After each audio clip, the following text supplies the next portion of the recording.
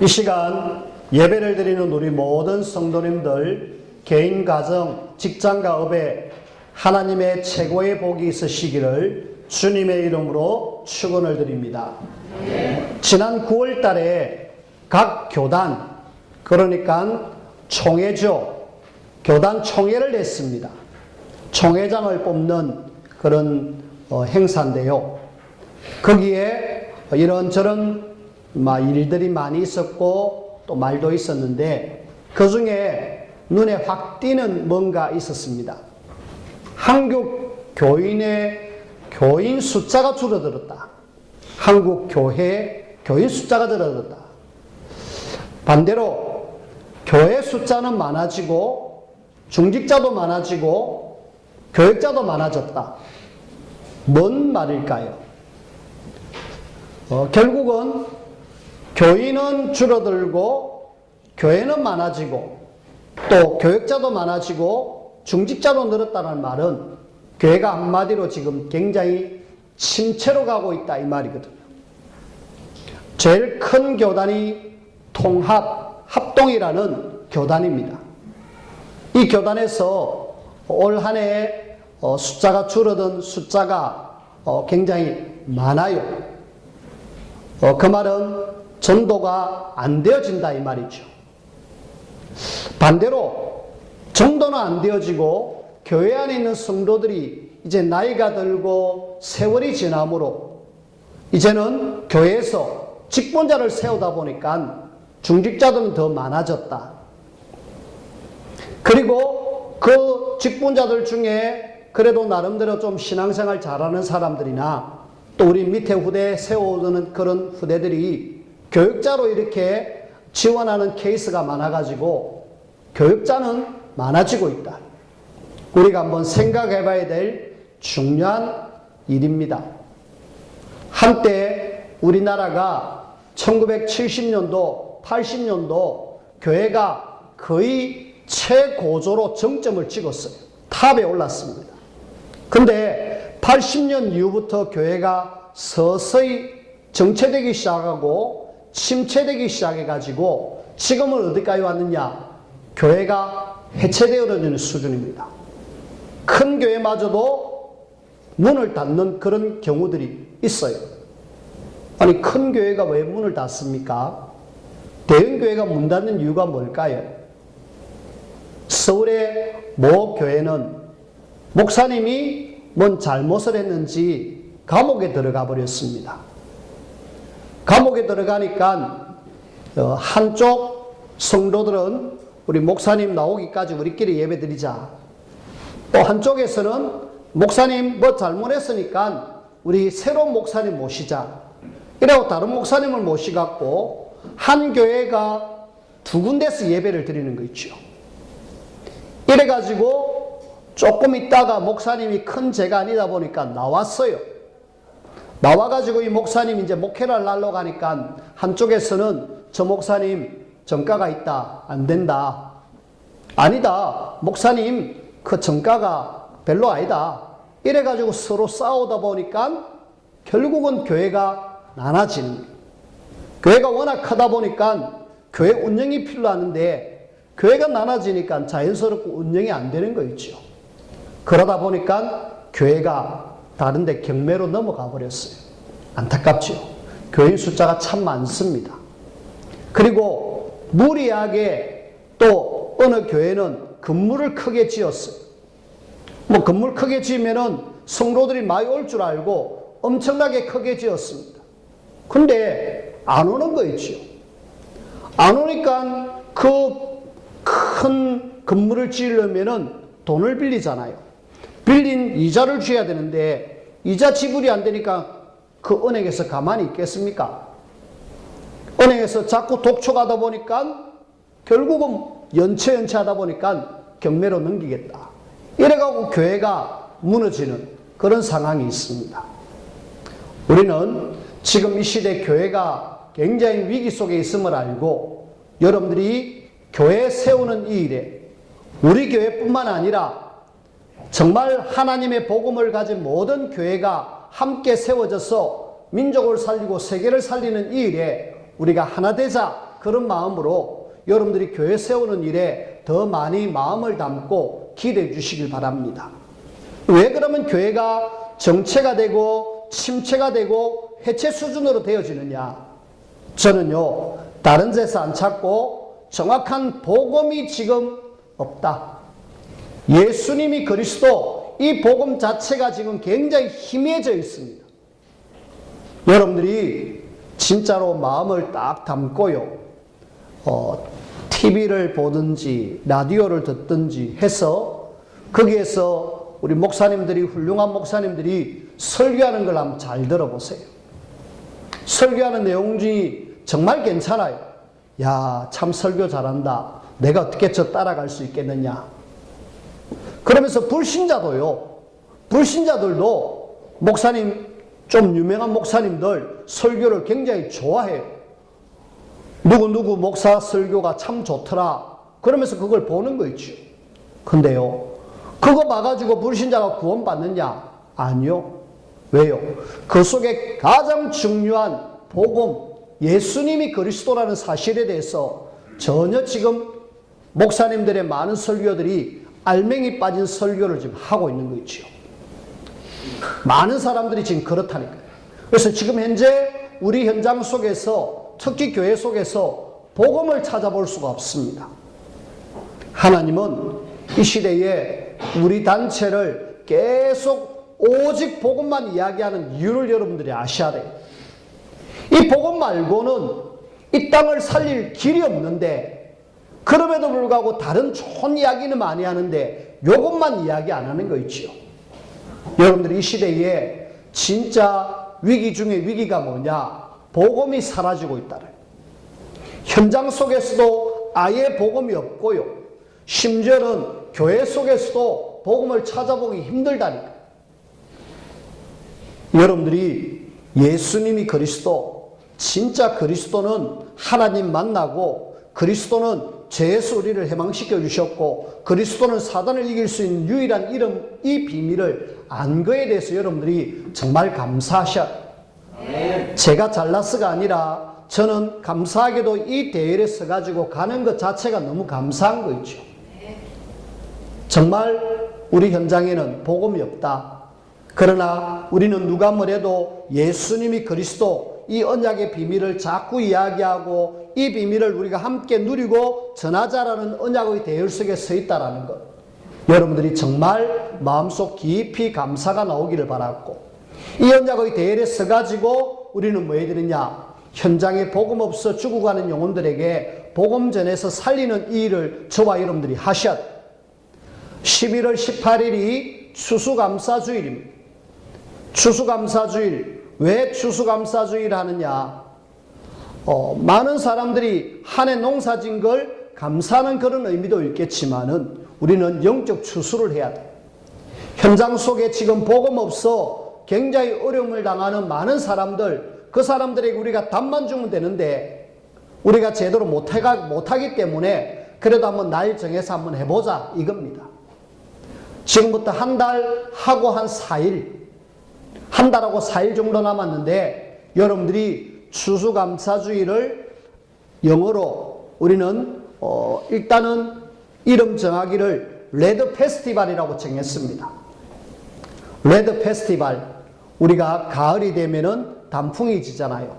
그래서 붉은 축제, 이렇게 해서 함께 초청 잔치를 하잖아요. 현장에 예비된 영혼들, 그들을 위해서 기도해 주고요. 그러면서 함께 우리 믿음 생활 하자라고 해주면은 하나님이 가장 기뻐하는, 가장 원하는 그런 삶이 되겠죠. 그래서 여러분들이 정말 우리를 통해서 구원받을 사람 누군지 잘 체크하셔야 돼요. 누가 구원받아야 될까? 특히 우리 가족들. 여러분들의 가족 중에 아직 이 구원의 방주에 올라서지 못한 사람들에게 진짜 이 구원의 비밀을 누릴 수 있는, 함께 갈 수 있는 이 길에 같이 가자고 초대해 주셔야 돼요. 여러분들이 지금부터 기도하면은 얼마든지 가능합니다. 그리고 구원의 길을 걸을 때마다 이 전도 대상자를 두고 여러분들이 마음을 담고 기도해 주십시오. 나는 누구누구를 두고 기도하고 있다. 안 되면 또 어떻습니까? 분명히 우리가 마음을 거기다 먹는다라는 것이 중요하거든요. 그래서 여러분들이 그렇게 마음 먹는 순간에 하나님은 일을 하셔요. 기도를 1만 번 이상 응답받았던 그 조지 뮬러 5만 번 이상 응답받았죠. 이 사람이 엄청난 기도의 응답을 받았는데 유일하게 하나 응답을 못 받고 죽었어요. 뭐냐?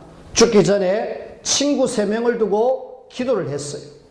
근데 죽기 전에 2명은 영접했는데 1명이 영접을 안 했어요. 그래서 결국은 1명 그냥 영접하지 못한 채로 그냥 이 땅을 떠났습니다. 뮬러가 장례식 하는 그 날 목사님이 뮬러의 기도 제목을 이야기했어요. 뮬러가 사실은 많은 기도의 응답을 받았는데 하나 딱 이루어지지 않았다. 그것이 자기 친구 한 사람을 두고 기도했는데 예수님을 영접하지 않았다. 우리 그분을 위해서 기도하자. 그러니까 그 자리에 장례식 자리에 친구가 와 있어요. 그 친구가 뭐라고 이야기하느냐. 뮬러가 기도했던 사람이 바로 접니다. 제가 그 뮬러의 기도 대상입니다. 전도 대상입니다. 오늘 제가 예수님을 구주로 영접하겠습니다. 이래가지고 예수님을 영접한 거겠죠. 우리가요, 당장 응답이 안 온다 그래서 낙심할 거 없어요. 믿고 구한 것은 반드시 하나님이 우리에게 주시게 되어 있기 때문에 여러분들이 정말 영혼 구원을 두고 기도한다라면은 어느 날 어떤 사건과 환경을 통하여서도 하나님이 일을 하실 겁니다. 뭐해라? 하나님 앞에 정말 구원받을 사람 마음을 두고 기도하자. 그래서 함께 구원의 방주에 올라가 가지고 함께 기쁨의 축제를 누릴 수 있는 그런 추수감사주일 될 수 있도록 인도받는 그런 우리 모든 성도님들이 되어지기를 주님의 이름으로 부탁을 드립니다. 네. 이런 속에 오늘 제목이 하나님의 계획을 발견한 사람들. 여러분들이 항상 어떤 사건, 문제, 어떤 환경, 어떤 일, 하나님 뭡니까? 라고 물어보세요. 하나님 이게 뭡니까? 라고 물어보시면은 그러면은 하나님이 이거는 말씀을 통해서 요거다 라고 이야기해 주든지 또 혹은 지나가는 사람을 통해서 뭔가를 이야기해 주고 그러면서 하나님이 분명하게 답을 주세요. 그럼 되잖아요. 여러분들이 이 땅에 살아가는 동안에 이런저런 일들을 많이 만납니다. 사건, 환경, 문제 이런저런 일들을 만날 때마다 여러분들이 하나님 이것이 뭡니까? 왜 하나님이 나에게 이런 일들을 허락하셨습니까? 하나님의 계획을 찾으면 된다니까요. 그 중에 오늘 성경 속에 모든 것 속에 하나님의 절대 계획을 찾은 사람을 한번 보십시다. 그 첫 번째 대지가 제일 먼저 성경 속에 또 교회사 속에 하나님의 절대 계획을 찾은 사람들. 구약에 보면은 한 3명을 간단하게 여러분들에게 소개를 해드립니다. 제일 먼저는 여호수아와 같이 지도자로 뽑혀가지고 여호수아는 지도자가 되고 갈렙은 지도자가 안 되어졌어요. 그냥 한 지역의 부족의 부족장으로 있었습니다. 근데 갈렙은요 전혀 거기에 위축이 안 되는 거 있죠. 왜? 그에게 하나님이 하고자 하는 계획이 있거든요. 여호수아는 여호수아에게 향하신 하나님의 계획이 있고 갈렙은 갈렙에 향하신 하나님의 계획이 있기 때문에 나를 알면은 내 그릇이 이렇구나 하고 절대로 낙심하지 않습니다. 근데 그걸 모르면은 누구는 이스라엘의 지도자가 되어지고 누구는 한 지파의 지도자가 되어지고 이게 뭐냐 이럴 수 있는데 하나님의 계획을 찾으면 문제가 안 되는 거 있죠. 갈렙입니다. 갈렙이 지금 조용하게 여호수아를 도우면서 가나안 정복을 하나하나 하고 있습니다. 그런 속에 헤브론이라는 크고 강한 성을 정복하는 그런 시간표가 왔어요. 여호수아는 지금 전쟁에 많이 힘이 빠졌습니다. 이래 힘이 빠졌을 때에 이 성을 혹시 누가 정복할 사람이 있느냐? 그때에 갈렙이 손을 들죠. 여호수아서 14장 14장 5절부터 12절까지 쭉 보면은요, 갈렙의 이야기가 나옵니다. 갈렙이 45년 전에 하나님이 모세를 통하여서 말씀을 주셨는데 내가 그 말씀, 하나님의 말씀을 잡고 있습니다. 하나님이 말씀하신 대로 하나님이 나에게 건강을 주셔서 내가 분명히 하나님 할 거니까 나에게 그 땅을 맡겨달라고. 그러면서 여호수아에게 이야기하는 거죠. 뭐하고 있느냐? 하나님의 말씀을 잡았다. 하나님의 계획을 잡은 사람 중에 이 갈렙은 하나님의 말씀 잡고 하나님의 계획을 찾고 있는 거 있죠. 말씀 잡고 하나님의 계획. 그러니까 그래요. 그러면은 당신이 헤브론 정복을 하십시오. 여호수아가 맡겼죠. 이 갈렙은 당장 군사를 준비시켜서 정복하기 힘든 그 헤브론 땅, 거기에는요 산지고 거인들이 사는 그런 곳입니다. 그 땅을 정복하기는 쉽지 않아요. 하지만은 말씀 잡고 들어가니까요 그 헤브론 땅 그냥 쉽게 정복되어지는 거 있죠. 자, 갈렙 자신의 그릇을 알고 하나님의 말씀을 잡고 하나님의 계획을 발견한 사람, 저는 여호수아도 위대하지만은 여호수아보다 더 위대한 사람이 바로 갈렙이다. 그렇게 믿고 싶어요. 그 다음에 하나님의 절대 계획을 찾은 사람 중에 사무엘상 1장 26절에서 28절 기도로 하나님 앞에 달라붙어 가지고 응답받은 한 여자 한나, 사무엘을 낳았던 한나. 처음에는 하나님의 계획을 잘 몰랐습니다.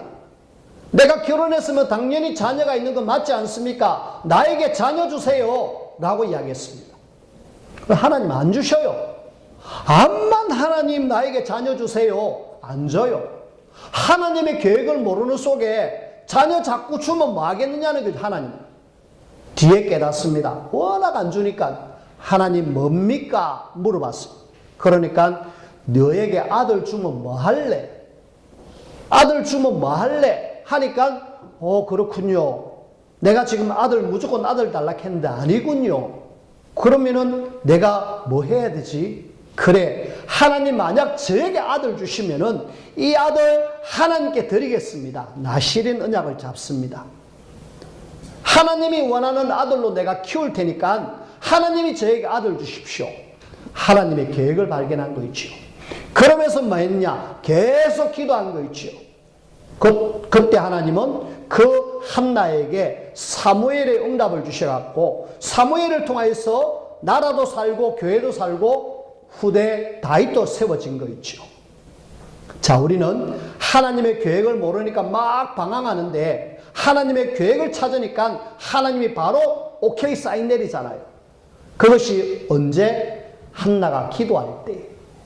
방향이 잘못된 걸 알고 다시 방향 바로 맞춰서 하나님 앞에 기도하니까 하나님이 그렇게 하시는 거 있죠. 하나님의 절대 계획을 찾는 저와 여러분들이 되어지기를 주님의 이름으로 부탁을 드립니다. 또 한 사람도 욥입니다. 욥은 도대체 이 일이 나에게 왜 일어났는지, 아니 자녀도 죽고 재산도 날아가고 아내도 날아가고 자기만 지금 육신은 병들어갖고 엄청나게 고통을 받고 있어요. 하나님 뭡니까? 물어봤을 때에 하나님의 음성을 듣습니다. 아, 그렇군요. 욥기서 23장 10절에 하나님께서 나를 단련하신 것은 내가 순금같이 되어 나오라고 나를 이렇게 단련하시는 거구나. 나를 이렇게 순금처럼 쓰시려고 단련하신 이유가 있구나. 하나님의 말씀, 하나님의 계획 찾으니까요 더 이상 낙심하거나 실망하지 않습니다. 그래가지고 그때부터 계속 하나님을 바라보니까 육신 회복, 가정 회복, 죽었던 자녀는 천국 가고 새로운 자녀 10명. 그 뒤에 완전히 하나님은 더블로 이 욥에게 모든 축복을 주시는 거 있죠. 그럼 됐잖아요. 우리는 지금 제가 구약의 세 명의 인물을 이야기했습니다. 한 명은 여호수아와 갈렙. 두 번째는 한나. 세 번째는 욥. 그 세 명을 통하여서 여러분들이 단어 하나를 잡아야 됩니다. 갈렙을 통하여서 말씀, 한나를 통하여서 기도, 욥을 통하여서 하나님의 계획 찾아야 돼요. 우리는 하나님의 계획 속에 진짜 말씀 잡고 기도하면은 하나님이 나에게 원하는 계획이 이루어진다. 그래서 여러분들이 구약의 세 명의 인물 많은 사람들이 있겠지만은 저는 이 세 명을 통하여서 우리가 하나님의 말씀을 잡고 기도 속에서 하나님의 세밀한 인도를 받으면은 하나님의 계획을 정확하게 발견할 수 있다.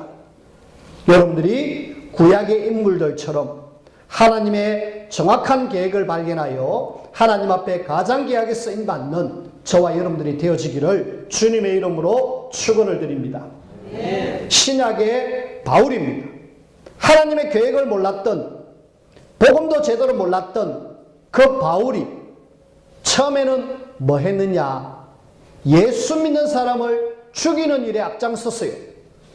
사도행전 7장 스데반 죽는데 그 자리에 증인으로 쓰고 돌을 들어서 스데반을 죽였다. 그리고 그 뒤에는 그 대제사장이 공문 받아가지고 예수 믿는 사람 다 잡아 죽여야 된다라고 하고 나섰던 사람. 보고 모르니까 그러는데 정확하게 부활하신 예수님을 만났습니다. 구약 성경에 메시아로 오실 당신이 바로 예수님이군요. 복음을 정확하게 만나고 나니까 이 바울은 그 뒤에 아날리아를 통하여서 하나님의 계획을 듣습니다. 하나님의 계획은 사도행전 9장 15절 이방인과 임금들과 이스라엘 사람들에게 복음을 전하기 위한 택한 나의 그릇이다.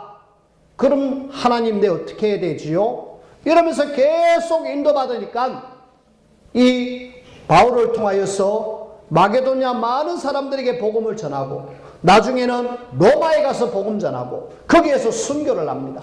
하나님의 계획을 발견했죠. 나는 이 복음 전하는 일에는 나의 생명을 조금 더 귀한 것으로 여기지 아니하노라. 하나님의 계획을 발견하고 나니까요. 죽어도 좋다. 나는 일단 로마 가서 복음 전해야 되겠다. 그 다음에 저 스바나 가서 복음 전해야 되겠다. 하나님의 정확한 계획을 발견하고 나니까요. 좌로나 우로나 치우치지 않는 거 있죠. 바로 말씀 잡고 쭉 가는 거 있죠. 최고의 전도자가 되어졌습니다. 우리가 내가 직접 듣지 못하더라도 하나님이 설교자를 통하여서 하나님의 계획을 발견할 수 있습니다. 아나니아가 하나님의 음성을 듣고 이 핍박자인 사울에게 하나님은 당신을 통하여서 이런 일을 할 거다 말씀을 주셨어요. 하나님의 계획을 알려주었어요. 그걸 딱 붙잡고 알겠습니다. 내가 이제 이런 삶을 살겠습니다 하고 가는 거 있죠. 하나님의 계획 말씀을 통하여서 주실 수도 있지만은 하나님은 설교자를 통하여서 우리에게 하나님의 계획을 알려줄 수 있어요.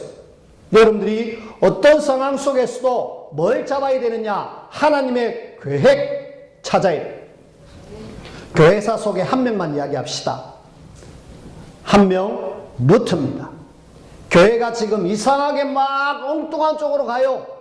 말씀을 보니까 아니거든요. 자꾸 뭘 강조하느냐? 속죄표 사라. 요거 사야지만이 당신들 가족이 지옥에 있다가 천국 간다. 당신도 천국 간다. 속죄표 사라. 그리고 베드로 성당 교회 올 때 그냥 오지 말고 무릎으로 기어가지고 올라오느라. 그건 아닌데 말씀을 잡았습니다. 로마서 1장 16절 17절 오직 의인은 믿음으로 말미암아 구원받지 뭔 행위냐 하고 95개 조항을 비텐베르그 성당 앞에 딱 내걸었어요. 그래가지고 종교개혁에 불씨가 지펴져서 1517년 10월 31일 종교개혁의 시작이 되어졌어요.